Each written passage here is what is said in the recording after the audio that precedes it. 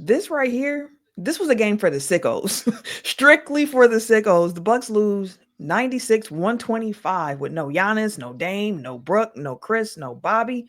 With the top five scorers out for the Bucks, who flashed? Who has a chance to own the future? If you know, you know.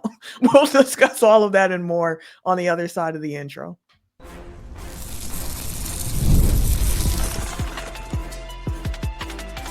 You are Locked On Bucks, your daily Milwaukee Bucks podcast, part of the Locked On Podcast Network, your team every day. What it do, what it do, what it do. Welcome to Locked On Bucks, part of the Locked On Podcast Network, your team every day. I'm Camille Davis. Joining me is Frank Madden, longtime voice of the pod and the founder of brewhoop.com. And we truly do appreciate you for tuning in and making Locked On Bucks your first listen every single day. We are free and available wherever you get your podcast, as well as on YouTube and in newsletter form. Head over to lockedondaily.com and sign up for the Locked On Bucks newsletter. All free.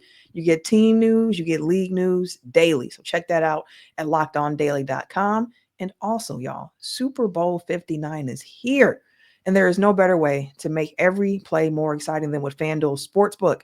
New customers can bet just $5. And if you win, you'll score $200 in bonus bets. Download the app or head to fanduel.com to get started. Now, Frank, as I mentioned, there was no Giannis, no Dame, no Brooke, no Chris, no Bobby. If you want to go even deeper, there was no Liam Robbins, there was no Stanley Amude. The Bucks lost this game to the Thunder, who played most of their regular guys by 29. They trailed by as many as 44 during this game, which honestly not much of a surprise to me, seeing that the Bucks started Ryan Rollins, AJ Green, Andre Jackson Jr., Torian Prince, and Chris Livingston. A very, very small lineup. Now, before we even talk about the game and which guys flashed in the developmental game for the most part, let me ask you this. Is something nefarious going on with the trade deadline coming up and all these guys resting? Or do you attribute that to it's just a second half of back-to-back, and this is an old team. They just had to get their rest in.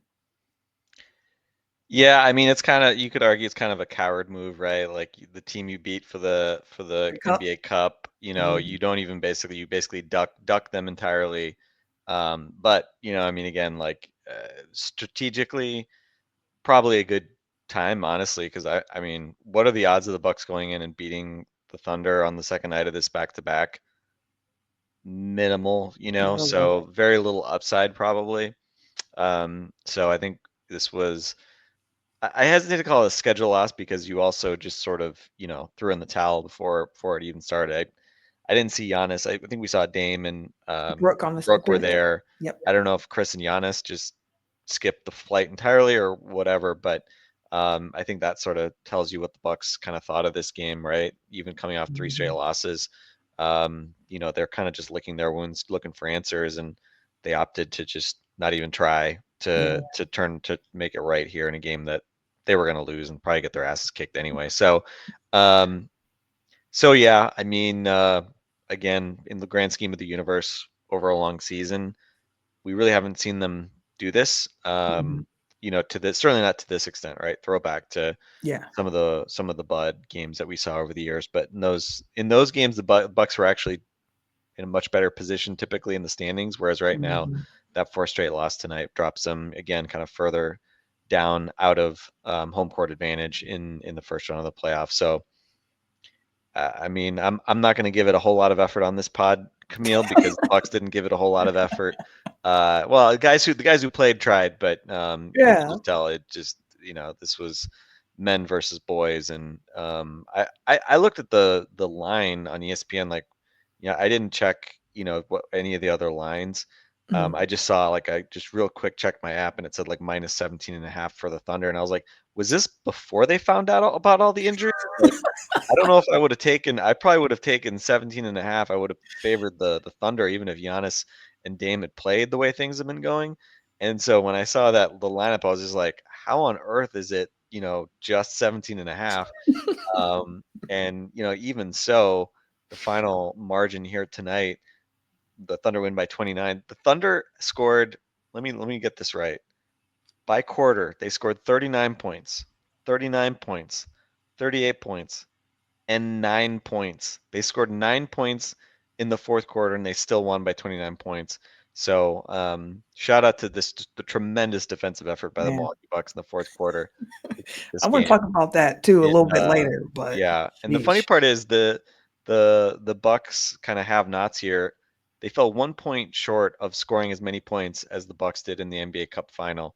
Unfortunately, the Thunder scored 44 more points than they did in that final, or sorry, 42 more points in that Cup final. Yeah, Um, so yeah, uh, let's just say Charlotte Bucks need to get right against the Charlotte Hornets I in know a that's very right. bad way. I know that's right. This game, as you mentioned, like the guys who played gave some effort. Like this game to me, as soon as I saw who was in and who was out, I'm like, okay, this is now like a developmental check-in game. Like, let's see where some of these younger players are. We haven't seen them get extended minutes. And I was like, maybe someone surprises us. Maybe someone comes out and shows like, hey, maybe I should get some more minutes. I'm not saying I saw any of that tonight, but I do want to know from your standpoint, like whose performance intrigued you the most? Because for me, it's like three different guys who set the career highs. Of course, they flashed to me, and also particular vet. But who stood out the most to you in this game of really like the G League Bucks, really for the most part? I mean, I think probably, I mean, Rollins for one, which is probably less a surprise, just given what we've seen him do as, a pretty regular member of the rotation. So him, putting together 16 points on 9 shots, it felt like, okay, he's showing that, kind of what he's hinted at all season long with Mhm. just a degree of competence that we haven't we didn't really see from other guys this season. So I would say it was Rollins for me. I thought Andre Jackson Jr. Had scored 9 of his 10 points in the first half. Had that nice kind of in and out dribble on or little like kind of move on Shea Gilgeous-Alexander. One of the few The highlights in the this game. only yeah, the only misstep that Shea had all night was on that transition play that Andre cocked it back and threw down a nice Mhm. dunk. So he came out looking like, okay, I gotta try to do a little bit of stuff at least.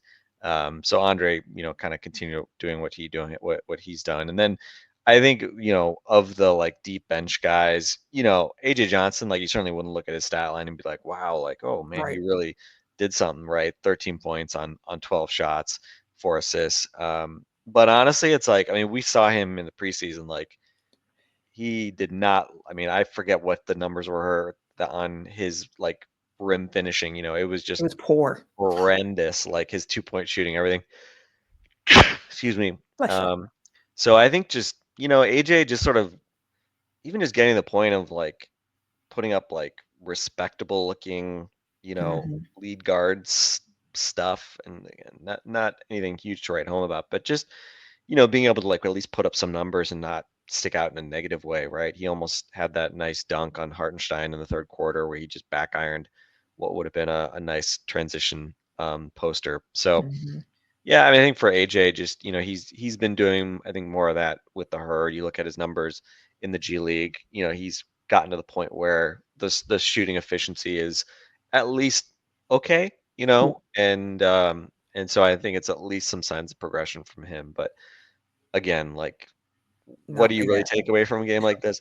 Not a whole lot. I think it's the guys that have played for you a little bit, obviously would hope that they would show some competence, which I think you got from Ajax and Rollins, and then AJ and Tyler Smith were obviously guys that we have not seen no real meaningful Mhm. minutes from in the regular season so far. So for them to do something with their minutes is a step in the right direction. Tyler Smith, I don't know if he really qualifies. He's got a pretty looking shot, did Just not go not in. falling for him Did not consistently. go in tonight. Yeah, 4 out of 15, 12 points, 3 out of 10 from three. Did have 7 rebounds, 3 assists, but yeah, it's tough. And honestly, well, I'll park it for the bad, but um, it was definitely a game of basketball, Camille.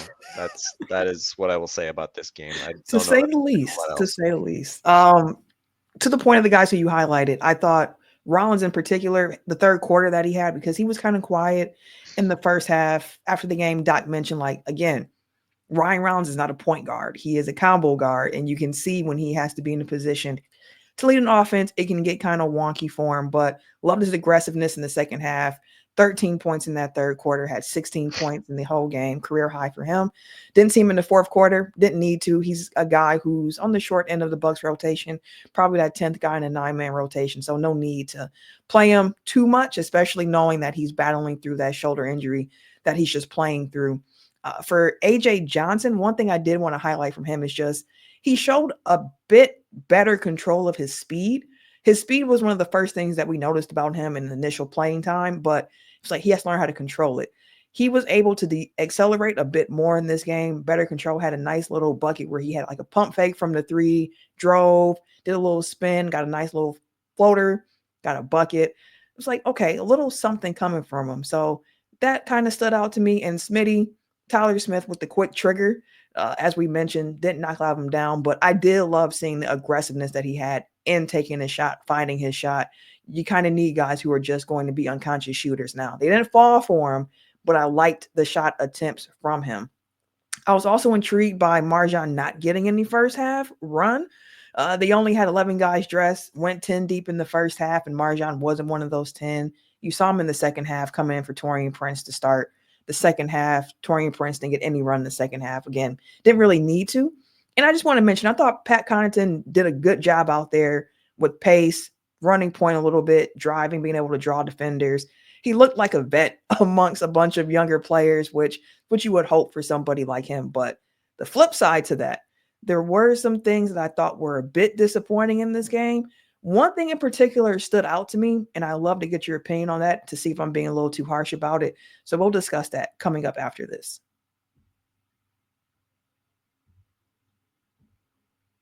This next segment is sponsored by BetterHelp. What are some of your relationship green flags? Like we often hear about red flags we should avoid, but what if we focused more on identifying the positive signs in our relationship, the green flags? If you're not sure what they look like, therapy can help you identify them, actively practice them, and even embody that green flag energy yourself. So whether you're dating, married, building friendships, working on yourself, whatever, therapy can help you form relationships that love you back. Therapy can help you develop healthy boundaries, improve your communication. It can empower you to set clear expectations and express your needs in relationships. Therapy provides tools for managing conflict in ways that strengthen your connections rather than break them down. BetterHelp makes it easy by offering online therapy. With over 30,000 licensed therapists to choose from, and if you need to switch therapists, you can do that at no extra cost. So discover your relationship green flags with BetterHelp. Visit betterhelp.com/lockedonnba today to get 10% off your first month. That's BetterHelp, HELP.com/lockedonnba.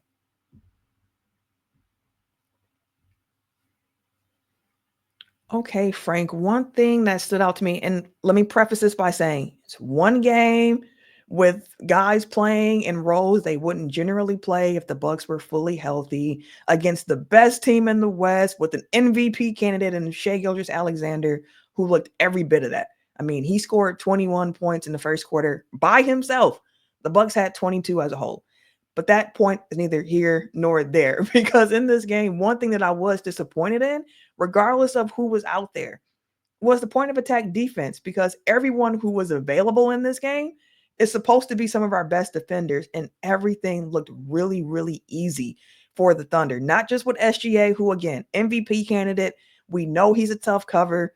It's going to be hard to shut someone like him down, but it felt like every time someone wanted to drive on this Bucks team, it was easy. Like they were able to get the Buck player on their hip and have a finish or be able to kick it out to somebody else once the defense got drawn in. So am I being too harsh by just saying like, man, I'm really disappointed in how the point of attack defense looked given who was out there on the court? I would say anyone thinking that the answer to the Bucks' defensive problems is, deep on the bench, probably tonight was not a good argument for that because I agree with you. I mean, I think in the first few minutes, Aaron Wiggins kind of just put a spin move on Chris Livingston for an easy layup. Shai Gilgeous-Alexander kind of just left Livingston in the dust a couple times. He got Ajax a couple times too. I mean, look, it's like, what are you expecting those guys to do against Shai? Fair comment, right? Obviously, I think Right. people gave a little too much credit in the NBA Cup game to for Shea's, kind of subdued performance to Ajax. I think Ajax made him work, but I think, Shea also just had kind of an off-kilter game by his standards. And tonight, obviously, it was just like an absolute machine, like just the efficiency tonight, right? 15 and 19 in what, 22 minutes, that 34 points. I mean, it was just Yeah. laughable, Crazy game. right? Like, just light work. So that was like a pickup game against some kids or something like that. He just kind of made it really easy. So yeah, I mean, I think whatever sort of point of attack defense these guys have been learning, like, that's kind of the most basic thing from a Mhm. defensive standpoint, right? Can you keep guys in front of you? Right. It doesn't really require you to, have tons of reps in terms of like the team concept or whatever it is, right? Like, can you defend? And for the most part, I think we saw like these guys are very inconsistent at best in that regard among these young guys that, you would, a number of them have obviously the tools to be, I Right. think, solid defenders, but we didn't really see, I'd say, much evidence of that in this game, except for that really great defensive fourth quarter, Camille, of course. But Yeah, when the Thunder uh, took out their starters and they yeah, played their exactly, bench against our bench. exactly. When the Oklahoma City Community College guys showed up in the fourth quarter for them, but yeah, I would say again for like this is a pretty rare opportunity. We mentioned, AJ and Tyler Smith. And Mhm. the other guy obviously is Chris Livingston, who, you know, uh, Justin isn't here to defend his guy, so I can, be maybe harsher on him than Justin would let me be if he was here to defend him. But yeah, I don't know. With Chris Livingston's interesting. I mean, like we get to see so little of him. He's obviously had, some productivity at the G League level last year and this year. Mhm. Um, but he just seems to me like a guy who's like 3 inches shorter than he probably needs to be in order to have the skill set that he has. Like if he It's was like, what six, position does he play? yeah, if he was like 6'9", 6'10", and he was kind of like an energy four-man or something like that, Mhm. then it's like, okay, you could maybe kind of make it in the NBA if you became like reasonably solid at shooting spot up threes and really hustle on defense and kind of was an effort guy. But at like 6'6", 6'7", I mean, It's tough. you're like an undersized four. He doesn't really have any like floor game shot creation. He's not clearly like, and I think his G League 3-point numbers have been like below like low 30s, I think this year last time I checked. So he's not stretching the floor. And it's just, just think about this, right? Physically, he's physically similar size to Torian Prince. Mhm.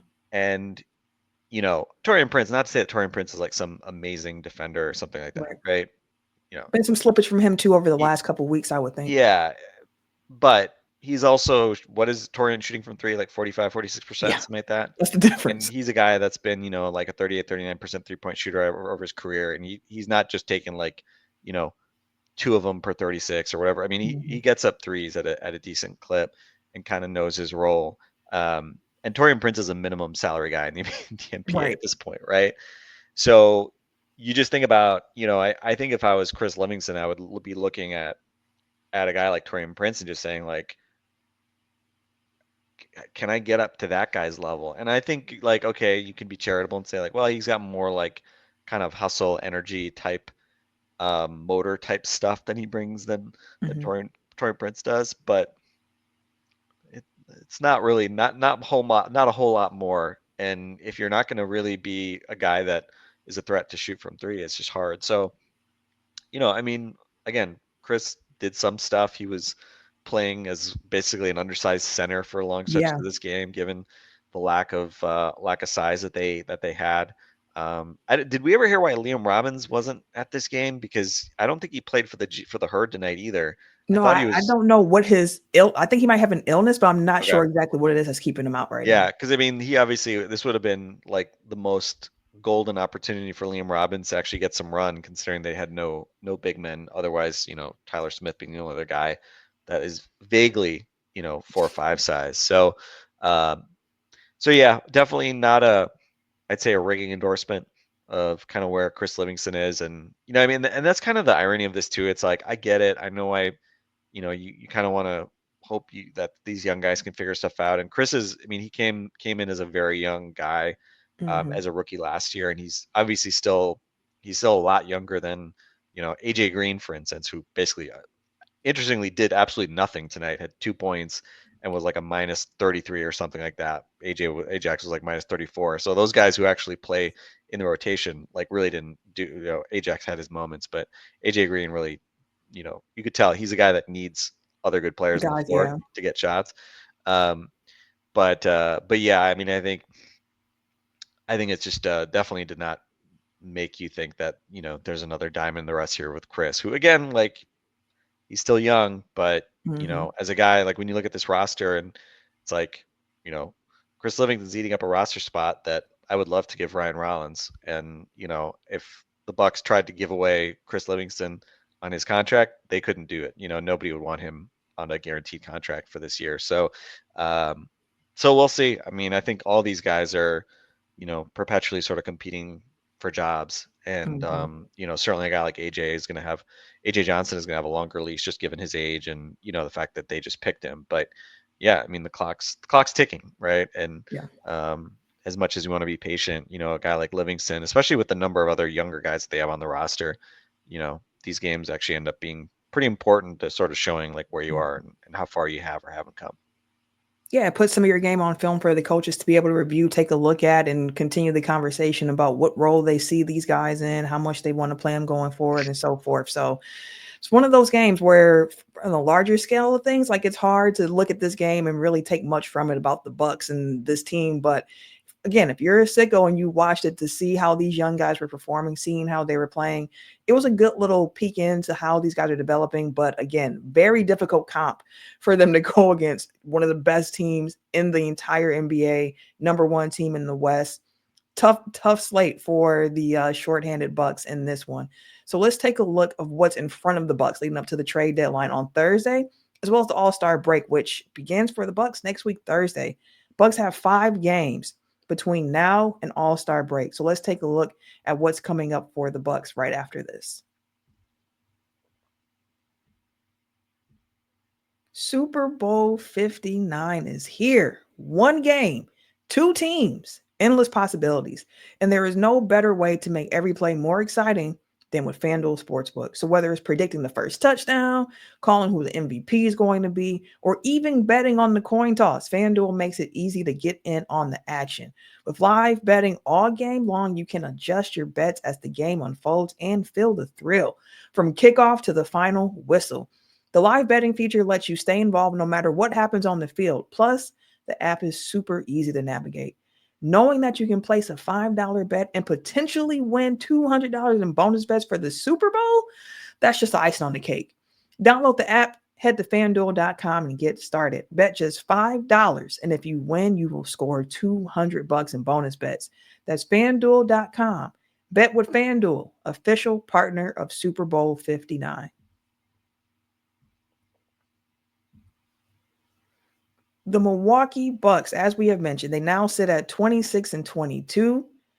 They lost this game, didn't have their top 5 scorers, as we mentioned. No Giannis, no Chris, no Dame, no Bobby, no Brooke. L still counted, though. The L still counted, and that now makes it 4 losses in the row for this Bucks team. They have 5 games left before the All-Star break, 1 more game before the trade deadline. And everybody talks about this stretch of the season probably from about last week on until All-Star break, some of the dog days of the season. These guys are looking forward to that break, I am sure. The next 5 games for the Bucks leading up to All-Star break, they're at Charlotte on Wednesday.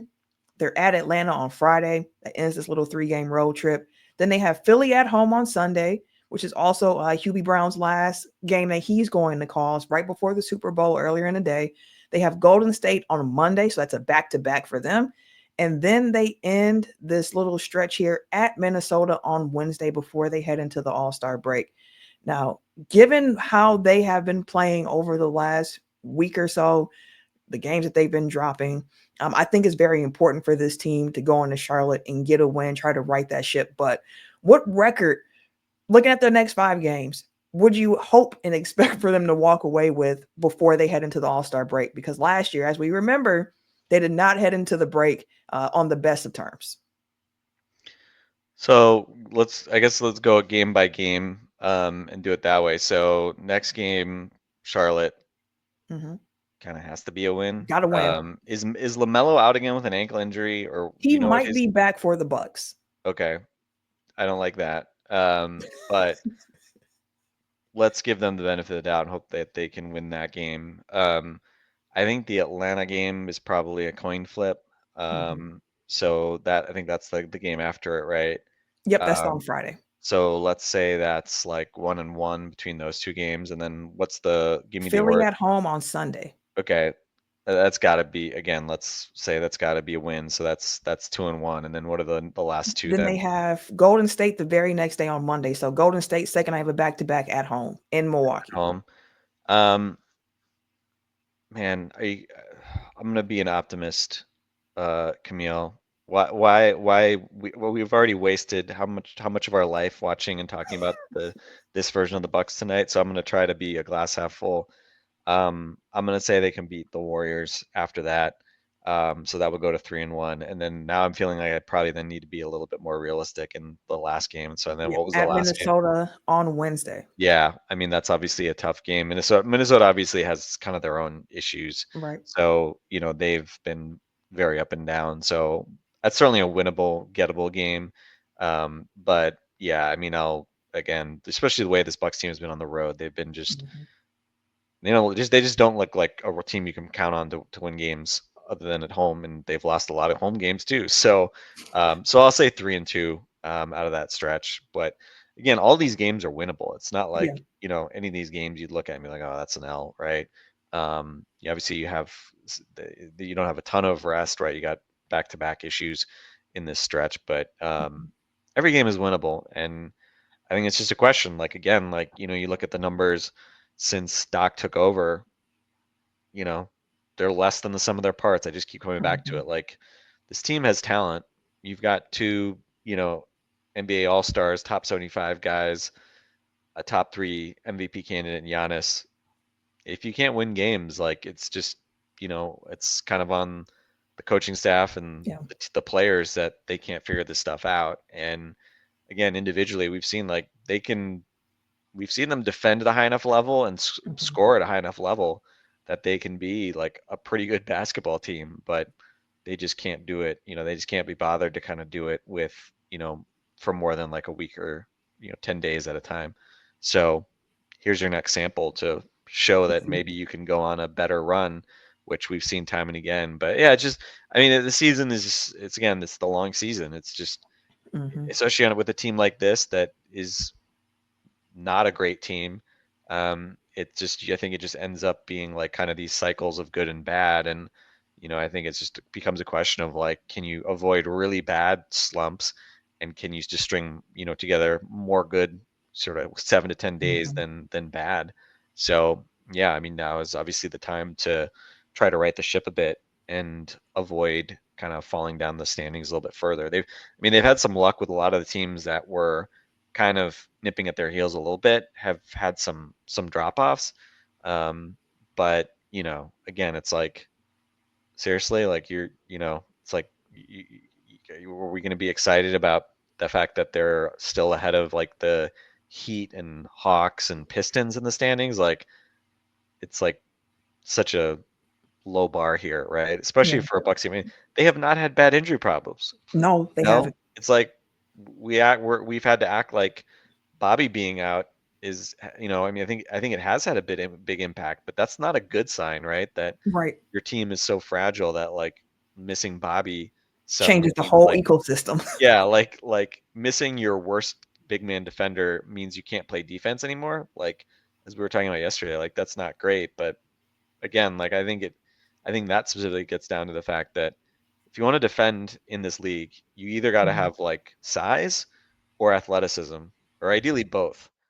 But Bucks obviously don't have athleticism.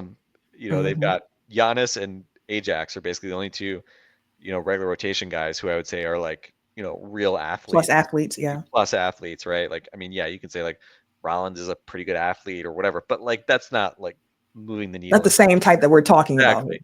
here. And even from a size perspective, I mean, we've Mhm. seen it like they have a lot of guys. They don't have good size at like the 1 to 3 spots, really, right? Right. I mean, Prince and Chris, like, okay, they're like reasonably sized for threes. Um, but then when you have to have them playing 4, then they start to look really small. Mm-hmm. And guys like Dame and Gary Trent, They're like smaller those guards. guys are small, right? Like they're Yep. not going in there and like, you know, rebounding at a high level. They're not equipped to do that. And so I think you take away you basically they end up having to really rely on that size inside with their bigs to rebound and possessions.